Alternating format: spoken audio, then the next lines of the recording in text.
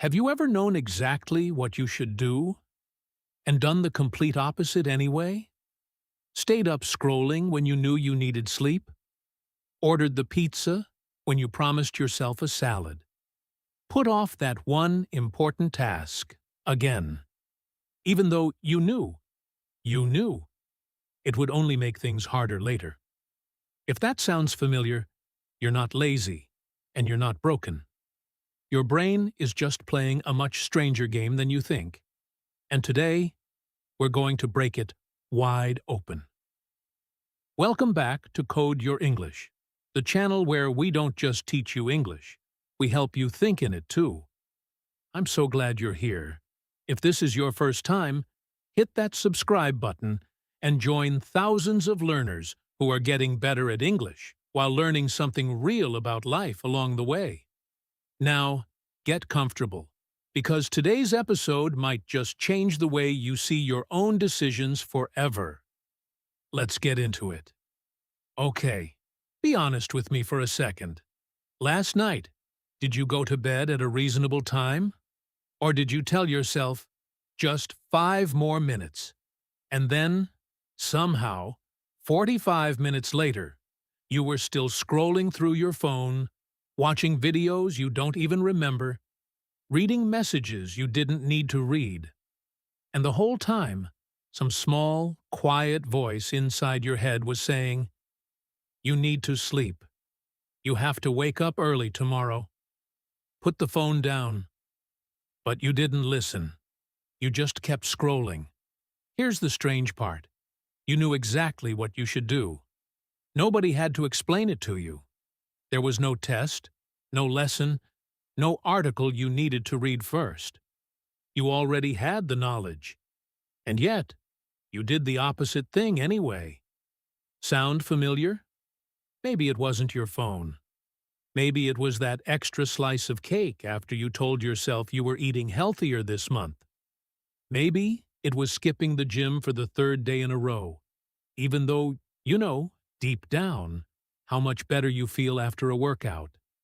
Maybe it was putting off an important piece of work until the very last night, even though you knew, from painful experience, that leaving things until the last minute always makes you more stressed, not less.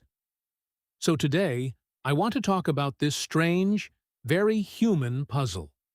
Why do we know what's good for us, and still, so often, choose not to do it? This isn't a small question. It touches almost every part of our lives: our health, our work, our relationships, even our happiness. And once you understand what's really going on inside your mind when this happens, something interesting happens. You stop being so hard on yourself. You stop thinking, "What's wrong with me? Why am I so lazy? Why don't I have any self-control?" Instead, you start to see the actual reasons behind your behavior, and that gives you real power to change it. So, let's take a closer look at what's going on. Why this question actually matters. Before we go further, let me explain why I think this topic is so important, and not just an interesting fact to think about for 5 minutes and then forget. Most of us grew up believing a simple idea. If you know something is good for you, you'll do it. Eat vegetables, and you'll be healthy. Study a little every day, and you'll pass your exams. Save some money each month, and you'll feel secure. This idea sounds logical, doesn't it? Knowledge leads to action. But real life doesn't work that way. Not for most people. Not most of the time. You can watch a documentary about the dangers of sugar and still eat a chocolate bar an hour later. You can read 10 articles about the importance of exercise and still spend your Saturday on the sofa. This gap, the space between what we know and what we actually do, has a name. Some psychologists call it the knowledge-action gap. And once you notice it, you start seeing it everywhere. Here's the interesting part, though. This gap isn't a sign that you're weak or lazy or that you lack discipline. It's a sign that you're human. Your brain wasn't built the way we usually imagine it, like a computer that simply follows logical instructions. Your brain is much messier, much more emotional, and much more complicated than that. And once you understand how it actually works, you'll stop blaming yourself so much, and you'll start working with your brain instead of constantly fighting against it. So, in this episode, we're going to explore several reasons why this gap exists. We'll talk about the difference between the emotional part of your brain and the logical part. We'll talk about why your brain prefers rewards right now over rewards later. We'll talk about willpower and why it's much more limited than people think. We'll talk about fear, comfort, and identity. In other words, how you see yourself. And finally, we'll talk about a much more useful approach than simply trying harder. Building small systems that make good choices easier, almost automatic. By the end, I hope you'll have a clearer, kinder, and more practical understanding of your own mind. Idea 1. Your brain is not one single voice.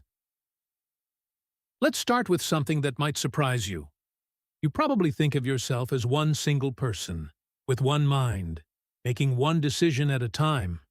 But actually, your brain works more like two different systems, often disagreeing with each other, like two roommates who want completely different things.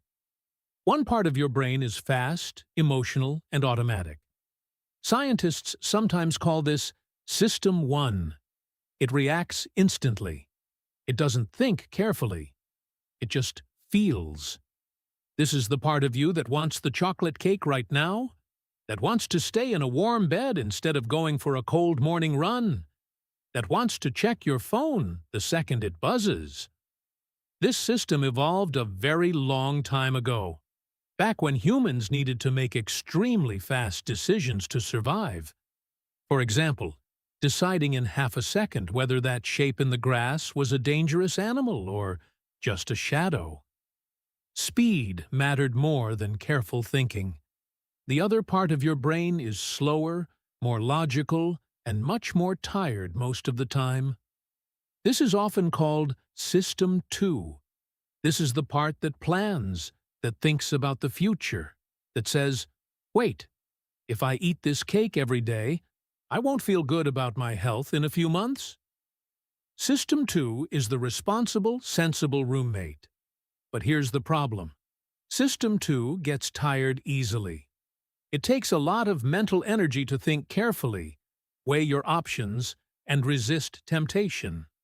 System 1, on the other hand, never gets tired. It's always there, always fast, always ready to react. So, imagine it's the end of a long, exhausting day. You've been making decisions all day at work, dealing with emails, talking to colleagues, solving problems. Your slow, logical System 2 is exhausted. It has basically run out of energy. And at that exact moment, your fast, emotional System 1 says, let's order pizza and watch videos until midnight. Who do you think wins that argument? Usually, System 1 does, simply because System 2 is too tired to put up a real fight. This explains something a lot of people notice about themselves. They have much stronger self-control in the morning than at night. In the morning, System 2 is fresh, rested, and ready to make good decisions. That's why so many successful people exercise, plan, or do their most important work early in the day. Not because mornings are magical, but because their logical brain simply has more energy available then. So, here's a small piece of advice already, just from this first idea. If there's something important you keep failing to do in the evening, try moving it to the morning instead. You're not fighting a weaker version of yourself in the morning. You're working with a stronger one. Idea 2. Your brain loves rewards. Right now, not later. Now let's talk about the second big reason behind this gap between knowing and doing, something researchers call present bias. This is a fancy term, but the idea behind it is actually very simple. Your brain values a smaller reward now much more than a bigger reward later, even when, logically, waiting would clearly be the better choice. Let me give you a classic example. Imagine someone offers you a choice. You can have $100 today or $110 in 1 month.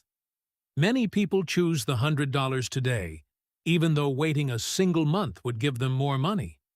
Why? Because today feels real, immediate, and certain.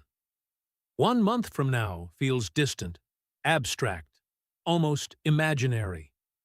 Your brain simply doesn't get excited about rewards that are far away in the future, even if those rewards are objectively bigger and better. This is exactly what happens with our health, our habits, and our goals. When you skip the gym to relax on the sofa, the reward, comfort, relaxation, no effort, happens immediately. You feel it right away.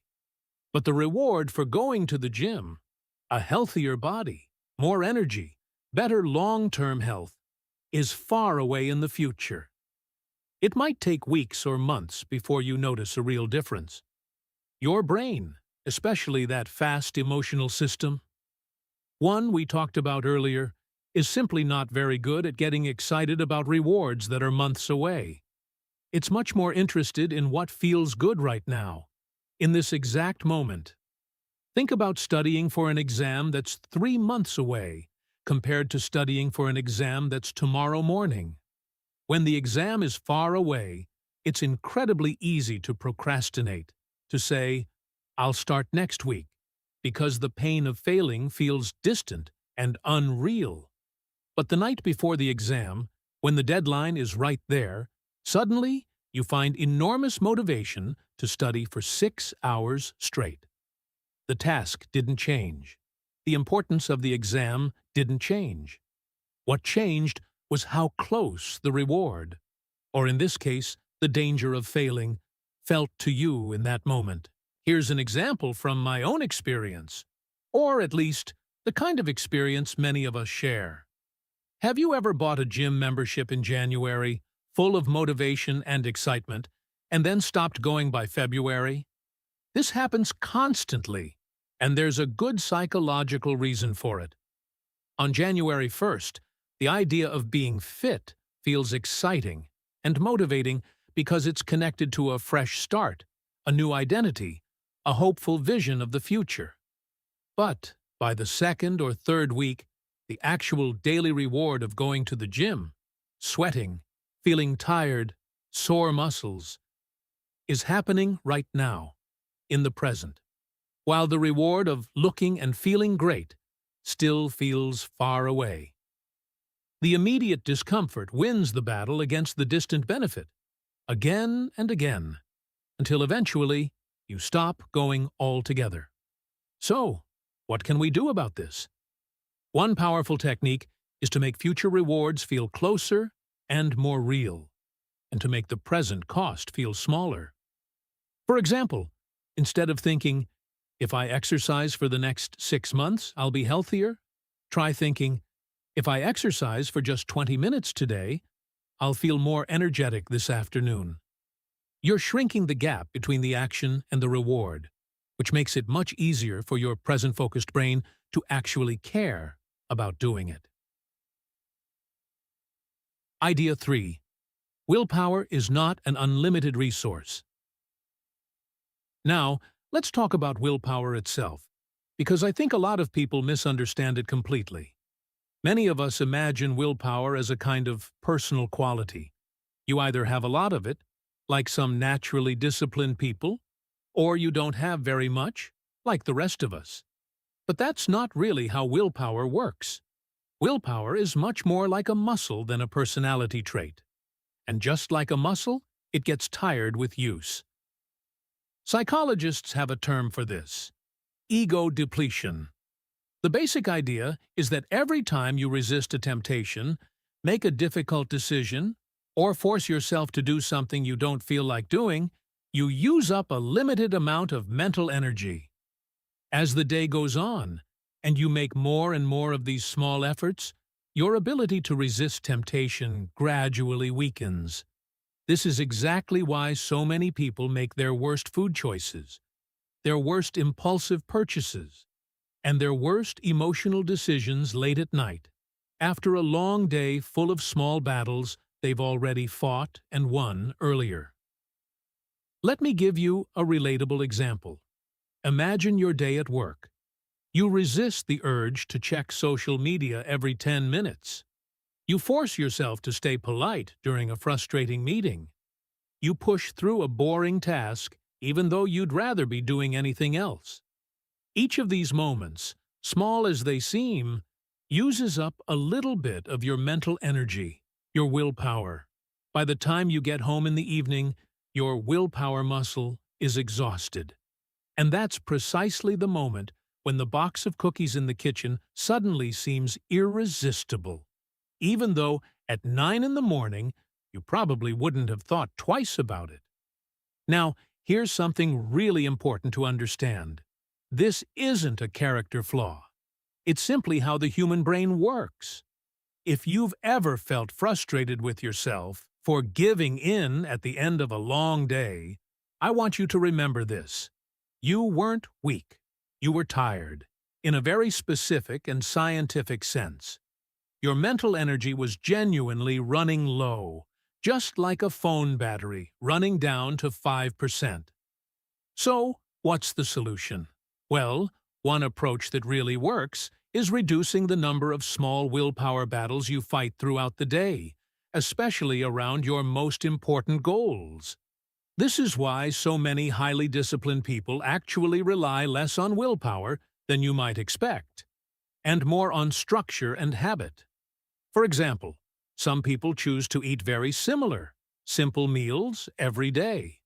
Not because they lack imagination, but because it removes dozens of small decisions from their day, saving mental energy for more important things. Some people lay out their gym clothes the night before, so that in the morning there's no internal debate, no negotiation with themselves. The clothes are already there, ready to go, making the decision almost automatic.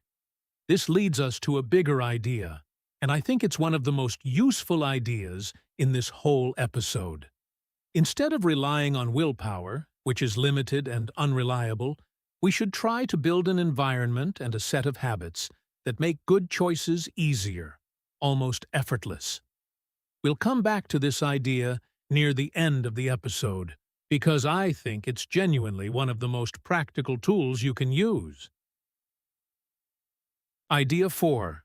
Fear, comfort, and the pain of change. Let's move to a fourth reason, and this one is a little more emotional, a little deeper. Sometimes we don't do what's good for us, not because we lack knowledge, and not even because of tired willpower, but because change itself feels frightening, uncomfortable, even threatening. Think about it this way. Your current habits, even the unhealthy or unhelpful ones, are familiar. Your brain, in a strange way, feels safe with what's familiar, even when that familiar thing isn't actually good for you. Change, on the other hand, means stepping into the unknown. And your brain, especially that fast emotional system one we talked about earlier, doesn't love the unknown. It prefers safety, even a slightly uncomfortable kind of safety, over uncertain new territory. Let's say someone wants to leave a job they don't enjoy. Logically, they know the job is making them unhappy, stressing them out, and holding them back from real opportunities. And yet, month after month, they stay. Why? Because staying, even in an unhappy situation, feels predictable and safe. They know exactly what to expect tomorrow, and the day after that. Leaving means facing uncertainty, new challenges, new people, the fear of failing in a new environment, the fear of financial instability. Even though staying is clearly worse for their long-term happiness, The short-term fear of change can feel much more powerful than the long-term promise of something better. This same pattern shows up in smaller ways too. Someone wants to start speaking English more confidently. Maybe that's you listening right now. But every time an opportunity to speak comes up, a wave of fear appears. What if I make a mistake? What if people laugh at my accent? What if I sound stupid?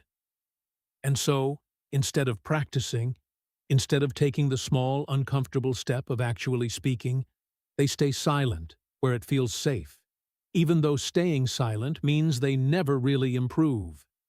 The fear of temporary embarrassment feels bigger, in that moment, than the long-term reward of becoming fluent and confident. Here's something I want you to really sit with for a second. Almost every meaningful improvement in life requires walking through some kind of discomfort first. Getting stronger physically requires uncomfortable exercise. Becoming fluent in a language requires the uncomfortable experience of making mistakes in front of other people. Building a better career often requires the uncomfortable step of asking for what you deserve, or leaving a safe but unsatisfying situation. Growth and comfort, very often, cannot exist together at the exact same time. If you're always comfortable, there's a good chance you're not growing much. And if you're growing, there's a good chance it feels a little uncomfortable, at least some of the time. Understanding this can genuinely change how you experience discomfort. Instead of thinking, this uncomfortable feeling means something is wrong, you can start thinking, this uncomfortable feeling might actually be a sign that I'm doing something important. That single shift in perspective, seeing discomfort as a signal of growth rather than danger, has helped countless people push through the exact moments where they would normally give up. Idea 5. Identity. How you see yourself. Now, here's a fifth idea, and I think it might be the deepest one in this whole episode. Sometimes we don't do what's good for us because, deep down, it doesn't match how we see ourselves. This is what psychologists call identity. And it's an incredibly powerful force, often stronger than motivation, stronger than knowledge, and even stronger than willpower. Let me explain what I mean with an example. Imagine two people who both want to stop smoking. The first person tells themselves, I'm trying to quit smoking. The second person tells themselves, I'm not a smoker. These two sentences might sound almost the same, but psychologically, they're worlds apart. The first person is fighting against their own identity. In their mind, they still are a smoker, just one who is currently resisting a cigarette, moment by moment, through pure willpower. The second person has actually changed how they see themselves. For them, smoking simply isn't part of who they are anymore, so there's nothing left to fight against. This is exactly why simply knowing facts rarely changes long-term behavior on its own. You can know, with complete certainty, that smoking is harmful. You can know that saving money is wise. You can know that regular exercise improves your life in almost every way. But if, deep inside, you still identify as someone who struggles with discipline, or someone who isn't athletic, or someone who has never been good with money, that inner identity will keep pulling you back toward your old patterns, no matter how much knowledge you gather. This connects very directly to something Code Your English talks about often. Learning English isn't just about memorizing grammar rules and vocabulary lists, it's also about identity. If you see yourself as someone who is bad at languages, you will unconsciously avoid speaking, avoid taking risks, avoid the very practice that would actually make you better. But if you begin to see yourself as someone who is becoming fluent, one small step at a time, your actions naturally start to align with that new identity. You start speaking more, even imperfectly, because that's simply what a person with that identity would do. So here's a genuinely powerful question to ask yourself. And I really want you to think about this one seriously, not just let it pass by. What kind of person do you want to become? Not what do you want to achieve, but who do you want to be? Because once you can clearly answer that question, your daily choices start to become much more automatic. A person who sees themselves as healthy simply doesn't think twice about choosing the salad over the fries. Not because they're using massive amounts of willpower, but because that choice matches who they already believe they are. Idea 6. The people around you shape what feels normal. There's one more reason I want to talk about before we bring everything together, and I think it's often overlooked. We don't make decisions in isolation. We're surrounded all the time by other people, friends, family, colleagues, even the strangers we follow on social media. And those people quietly shape what feels normal to us, often without us even noticing it's happening. Think about it this way. If most of the people around you go to bed late, order takeout food several times a week, and rarely exercise, then doing those same things will feel completely normal to you, even comfortable. It won't feel like a failure of discipline. It will just feel like an ordinary Tuesday. On the other hand, if you're surrounded by people who wake up early, cook their own meals, and go for regular runs, suddenly those same habits start to feel achievable for you too, almost expected, simply because they're the normal behavior of the group you belong to. Psychologists sometimes call this social proof. Your brain, especially that fast, instinctive System 1 we talked about earlier, is constantly looking around and asking, quietly, in the background, what are the people around me doing? What's acceptable here? What's expected of someone like me? And whatever answer it finds tends to become your default behavior, almost without any conscious decision on your part at all. This is incredibly relevant for language learning too. If you spend your time around people who never try to speak English, who laugh at their own mistakes in a discouraging way, or who tell you that learning a new language as an adult is basically impossible, that environment will quietly pull you backward, even if you personally know better. But if you surround yourself, even online, with people who are actively practicing, making mistakes cheerfully, and slowly improving, people like the Code Your English community, for example, that environment starts pulling you forward instead. Suddenly, speaking English with an imperfect accent doesn't feel embarrassing anymore. It feels like exactly what everyone around you is already doing, bravely, every single day. So here's a practical thought connected to this idea. If you want to close the gap between knowing and doing, it's worth asking yourself honestly, who am I spending my time around? And what is that group teaching me is normal? Sometimes, the fastest way to change your own behavior isn't to fight harder against your own mind. It's to quietly change your environment so that the good choice becomes the choice that everyone around you seems to be making too. Bringing these ideas together. Why systems beat willpower. Okay, so we've talked about several powerful reasons why we know what's good for us and still don't do it. The battle between our fast emotional brain and our slow logical brain, our natural preference for rewards right now instead of rewards later, the very real limits of willpower, the fear that comes with any kind of change, and the deep influence of our own identity.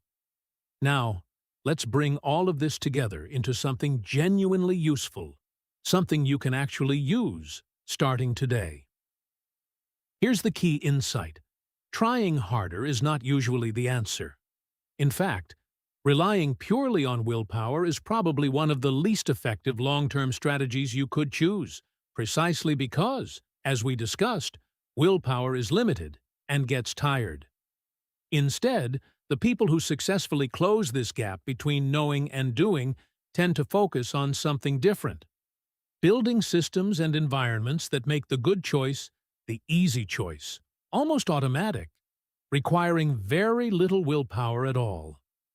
Let me give you a few examples of what this actually looks like in real life. If someone wants to eat healthier, instead of relying on willpower every single time they open the fridge, they simply don't buy junk food in the first place. The temptation is removed from the environment entirely, so there's no battle to fight later. If someone wants to read more books instead of scrolling on their phone before bed, they leave their phone charging in another room and put a book on their nightstand instead.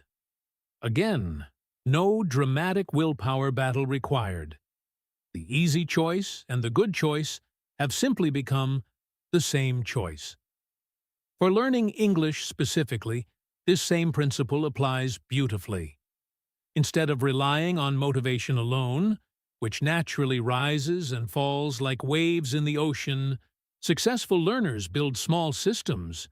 They might listen to an English podcast every single morning while making coffee, connecting the habit to something they already do automatically.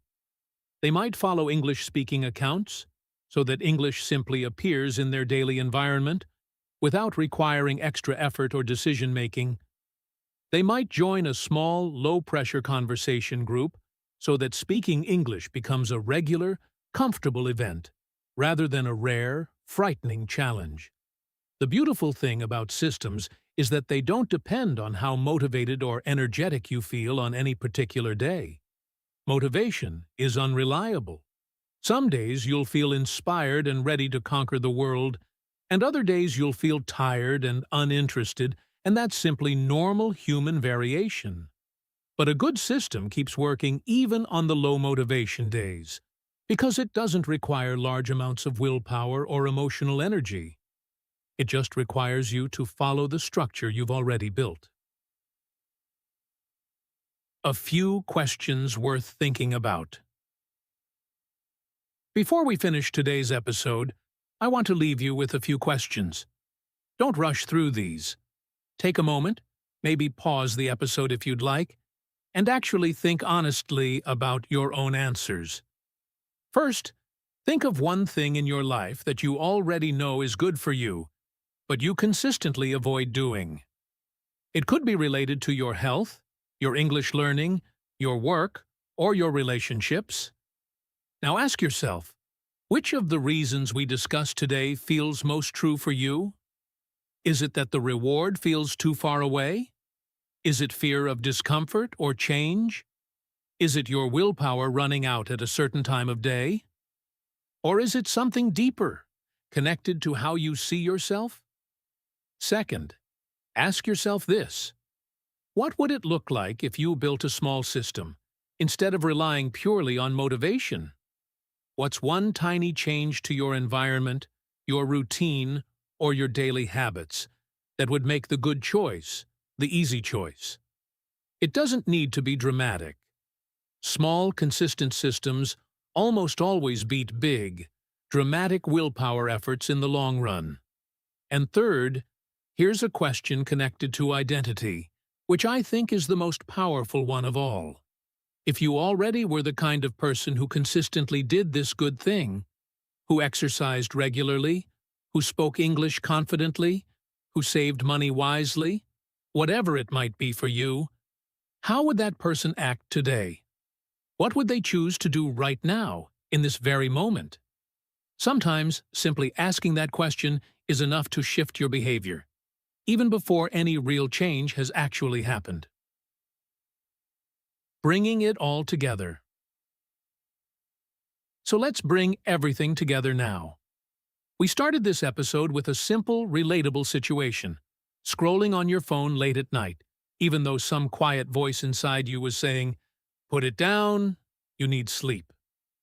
And we asked a bigger question hiding behind that small moment.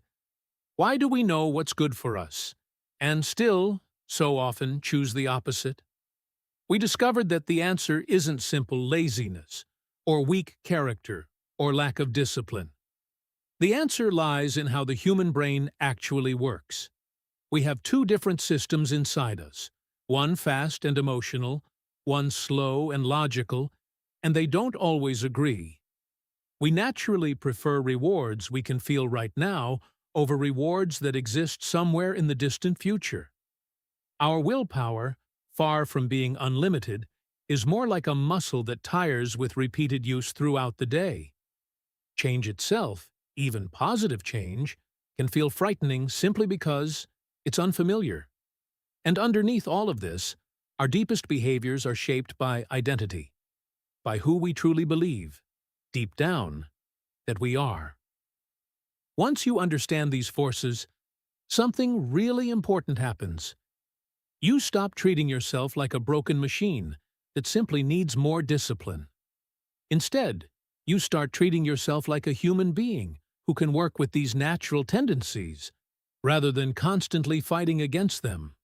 You start building small systems instead of relying purely on willpower. You start shrinking the distance between your actions and your rewards. You start seeing discomfort as a sign of real growth, not danger. And, maybe most powerfully of all, you start asking yourself what kind of person you truly want to become, and you start acting like that person, one small choice at a time. Here's a thought I want to leave you with, something I genuinely believe. Closing the gap between knowing and doing isn't really about becoming a completely different person overnight. It's about becoming just 1% better today, and then 1% better again tomorrow. Small, honest, consistent steps, repeated over time, create enormous change. Much more change, actually, than any single moment of dramatic willpower ever could.